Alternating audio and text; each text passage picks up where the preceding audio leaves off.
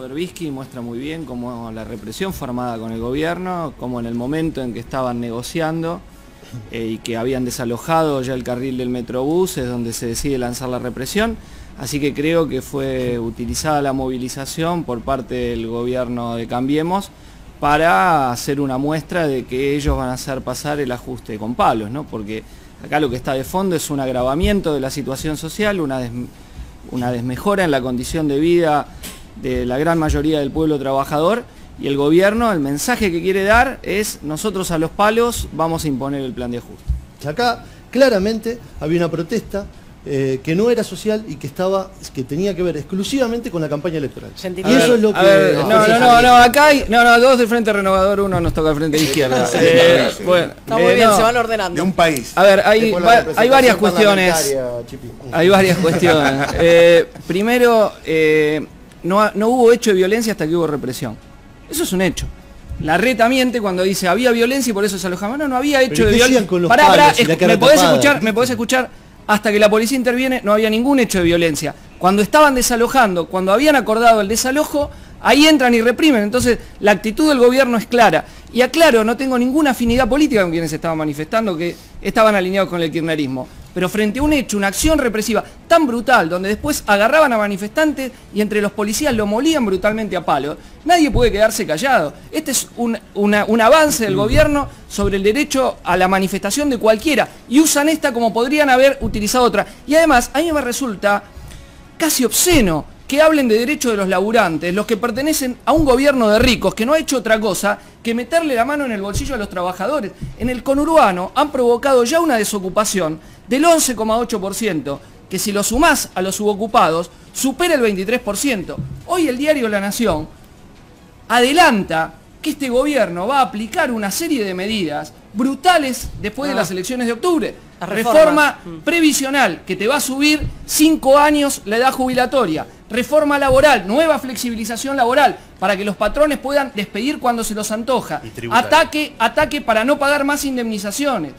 ¿Qué más quieren? Reforma política para favorecer el manejo del control del aparato de Estado. Entonces, que este gobierno hable del derecho de los laburantes es sinceramente de una hipocresía que ya no sé cómo nombrarlo. Esto lo que defiende es el derecho de los empresarios, a los cuales pertenece el elenco de gobierno, y son los intereses que no han dejado de beneficiar desde que están en el poder. Delfino, eso es categóricamente ¿es cierto así? Que se vienen las reformas que está comentando Castillo después de No, las de elecciones? ninguna manera. Primero marca el desconcierto. ¿Miente La Nación? La clase política. ¿Miente el diario La Nación? La izquierda citando a La Nación para... Y dice la verdad, adelanta, pues son los que están informados. Digo, marca el desconcierto que tiene gran parte de la dirigencia. Hubo 600 despidos en PepsiCo.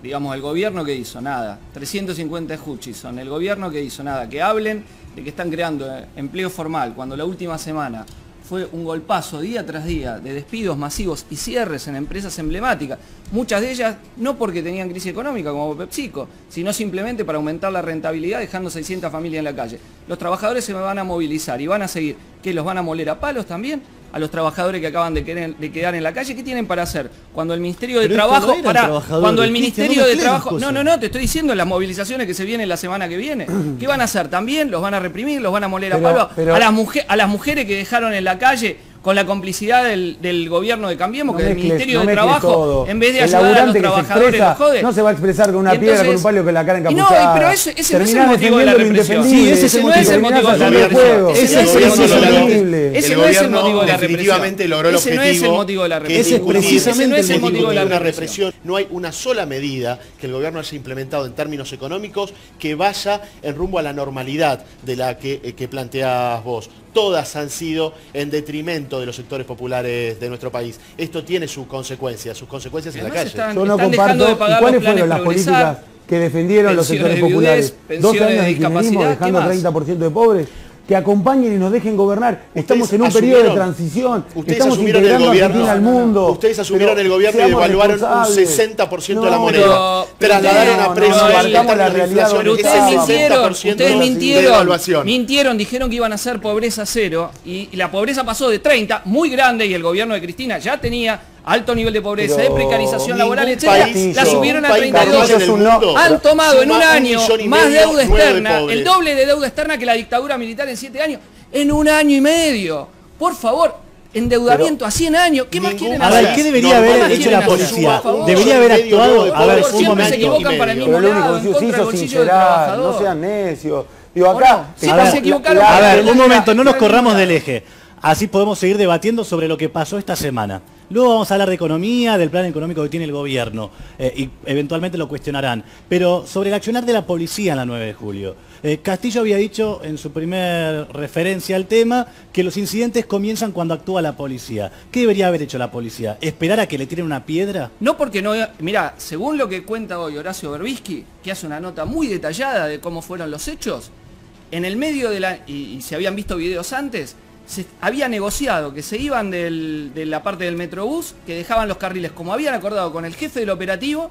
Tal es así que el jefe del operativo medio se sorprende cuando carga la represión. Fue una orden directamente política cuando estaban los dirigentes de esas agrupaciones negociando en el Ministerio de Desarrollo Social. Estaban en la reunión y salen a partir de que empieza la represión. O sea que acá hubo un montaje que hace el propio gobierno para usar esa manifestación, para utilizar que había grupo con la cara tapada y todo, para de esa forma querer legitimar la represión. No tenés que leer a Berbisky, tenés que mirar el video. ¿Cómo? Vi un Estaban montón todos de los videos manifestantes con palo, con piedra y con la cara tapada. Hasta que la policía decide cargar cuando los manifestantes estaban dejando el lugar libre, ¿Vos viste no había pasado ningún... ¿Viste el video? Además ya sé el modus operandi. Mirá, yo estuve en la Panamericana cuando desalojaron durante el paro general. Y fue lo mismo, se había acordado el carril, y de golpe va Bursaco y dice, metan palo. ¿Sabés cuál es el resultado judicial de ese hecho? Que los manifestantes detenidos han sido exculpados, no tienen ningún cargo. Y al revés, los que están hoy procesados, imputados por haber largado la represión sin cumplir ningún tipo de protocolo, son las autoridades estatales y la gendarmería.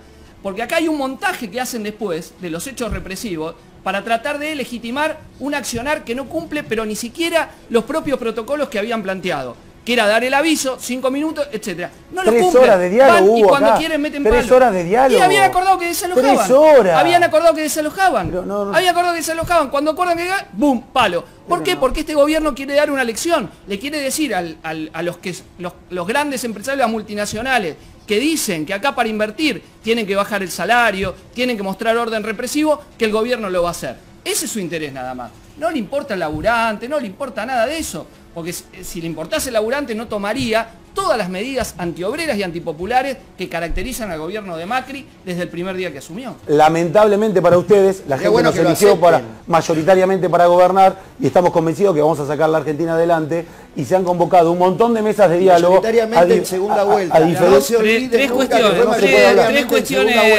Tres cuestiones sintéticas. Primero, el gobierno no necesitó convocar a mesa de diálogo porque el Frente Renovador, entre otros, le votó todo en la Cámara de Diputados y el Frente para la Victoria le votó todo en el Senado. No, es la verdad, es la verdad. El gobierno votó todas sus leyes antiobreras en el Congreso porque los supuestos opositores le votaron todas las leyes a favor, incluyendo el pago a los fondos buitre, el endeudamiento. Ahora todos denunciamos la deuda externa gigantesca que tiene, pero ¿quiénes le votaron que pueda tomar ese endeudamiento al gobierno? Los supuestos opositores. Los supuestos opositores, la modificación nefasta de la ley de RT, la modificación nefasta es uno de los grandes temas. Lo segundo que quiero decir es que el Frente de Izquierda tiene un planteo para superar esta situación en contra de los trabajadores, que es reducir la jornada laboral a 6 horas, 5 días a la semana, sin afectar el salario y con un mínimo que cubra la canasta familiar. Así terminaríamos con la situación de los planes. Hoy no puede ser que una parte muy importante de los trabajadores o está desocupado o tiene que vivir en base a changas o en base a la asistencia social. Muy bien, ahora la seguimos porque el debate económico y repartimos el trabajo entre ocupados y para desocupados, hablar y tenemos el tiempo aquí, Castillo, para hacerlo. Así que quisiera que me conteste Delfino el dato. ¿Cuántos miles de millones de dólares se fugan por mes en Argentina actual? ¿Sabes el dato? 2.000 millones de dólares mensuales. Más o menos. O sea, toman deuda para financiar la fuga de capitales en Argentina. ¿Sabés cuál es el valor del tipo de cambio real? Pero para contestar porque niveles de convertibilidad. Porque si no es difícil. Ustedes devaluaron un 60% de la moneda. Se van del país 2.000 millones de dólares por mes. A ver, lo que acá, este año vamos a terminar un año electoral reduciendo el déficit fiscal por debajo del 4,2 que era la meta estipulada para el año que viene, por debajo del 3,5, claramente con un plan económico. Pero déjame cerrar. Ya ibas a cerrar antes. Pero ¿para qué se toma deuda? ¿En qué periodo estamos entrando? Segundo semestre. Supuestamente el segundo semestre del año pasado era el que empezaban a ver los brotes de crecimiento. Nada. Sí, el segundo semestre del año pasado empezamos a generar trabajo. Sí, bárbaro. Decirle a todos los compañeros que están en la calle sin laburo. Decirle a todos los compañeros que están en la calle ocupando la fábrica para preservar los puestos de trabajo que están creando trabajo. No es lo que vemos. Decirle a los compañeros. No es lo que vemos cuando caminamos las pymes. Plantea que aumentó la 11,8% en el conurbano. 11,8% acá en la zona. Recuperaron los puestos de trabajo. Me parece que que responda Lanaro. Es muy bueno que el Frente para la Victoria hable del INDEC nuevamente, pues se habían olvidado que el INDEC existía. Lo que yo estoy diciendo es que la única verdad es la realidad. Desde agosto del año pasado de desocupación, se recuperaron todos los puestos de trabajo que se perdieron los primeros 6 meses. Vamos a terminar el año con la inflación más baja de los últimos 9 años, casi todo el mandato de tu gobierno, y vamos a terminar el año con un país en crecimiento como hace 5 años. Dan los datos que crece respecto de mayo, vuelven casi a 2 de inflación. Después de haber tenido un año de 40%. Ustedes tuvieron la década más próspera de la historia de la Argentina y dejaron 30% de pobreza. Yo quería saber si Castillo estaba de acuerdo con el graph que decía que avanza lentamente pero de forma sostenida la economía. No, mira, por dos cosas. Primero, ahí igual menciona, separando por sector, ¿no?, que el grueso del crecimiento se da en la construcción por obra pública, en parte en el agro, e intermediación financiera, que es el otro sector que creció. Pero hay una caída muy pronunciada en la industria y el comercio, que son creadores de empleo clave, y por eso la cifra del INDEC respecto al crecimiento de las últimas décadas da un crecimiento muy importante, y como decía antes, concentrado en el conurbano, que es la cifra más alta del país, con 11,8% y casi el 23% si sumás subocupado. Pero quiero hacer un contraste muy importante. Los bancos, la banca, los banqueros el último año ganaron un 64%. Comparemos lo que ganaron los banqueros con lo que perdió el trabajador que nos está mirando, que vio una caída del 10% de su salario el año pasado, y este año va otra caída del 6%, gracias a las paritarias a la baja que firmaron los burócratas sindicales. Entonces, es claro a quienes han beneficiado. Índice, nivel de rentabilidad, aumento de rentabilidad de la banca, 64%. Entonces no vengan a decir que ya no va lo de la tablita. No, esa es una fiesta. El festín para unos pocos, y del otro lado los que tienen que sufrir los tarifazos, los que están temiendo por su empleo, los que ven que el salario cada vez les alcanza menos, que tienen que hacer malabares para llegar a fin de mes. Esa es la realidad que sufre el pueblo trabajador. La candidata por Unidad Ciudadana, Fernanda Vallejos, salió a decir que Vudú está sufriendo una persecución como la que sufriera Juan Domingo Perón, Hipólito Yrigoyen, y apuntó directamente a los medios de comunicación como responsables de instalar la idea de que este hombre que fue condenado hace unos pocos días finalmente era corrupto. Somos los culpables de generar esa construcción. Aquí, de esta manera, Solá salió al cruce, dijo: eso es fanatismo, es comparar un discurso dogmático, no tener opinión propia y no conocer la historia argentina. No poder diferenciar a Vudú de Perón es un problema grave. Esto lo decía Felipe Solá como para hacer un salpicado, un repaso de qué se está comentando de cara a lo que va a ser las próximas elecciones. Y ahora sí, Castillo, pedir una reflexión sobre esta comparación que hacía Vallejos, y luego también que usted aporte qué le dicen en la calle, ¿no? Mira, dos cuestiones. Por lo que decía Durán Barba, dice algo que no es cierto si se refiere a la composición del Congreso, porque salga como salga la elección, el PRO va a seguir siendo minoría. Entonces acá lo que hay que pensar es qué aliados va a tener para votarle todas estas leyes en contra de los trabajadores y el pueblo, que son los mismos que ya tuvo durante todo este año y medio que lleva de gobierno.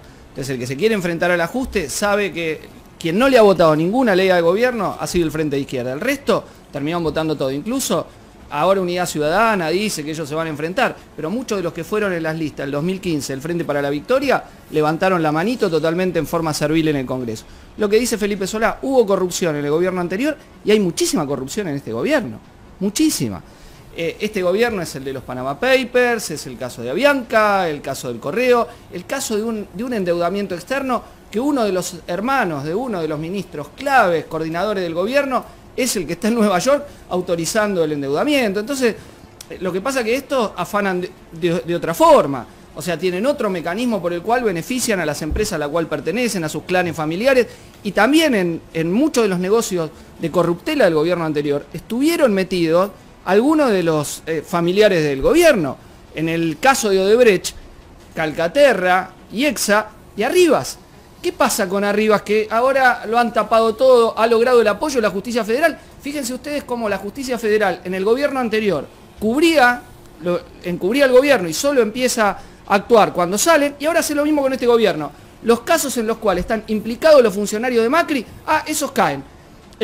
Hugo Alcoradamón, y cito de vuelta, siendo de izquierda, digo, la investigación del diario La Nación, pone, tapada por el centro del diario, lo que saca el periodista, cómo desde Odebrecht dieron cuenta de que los $850.000 que le dieron a Rivas, es decir, a quien actúa como alguien muy cercano al presidente, que vive en la casa que era propiedad de Macri, dicho entre paréntesis, todavía no mostró ni el contrato de alquiler, arriba lo tapan y lo protegen. Entonces, corruptela hay en un lado y otro.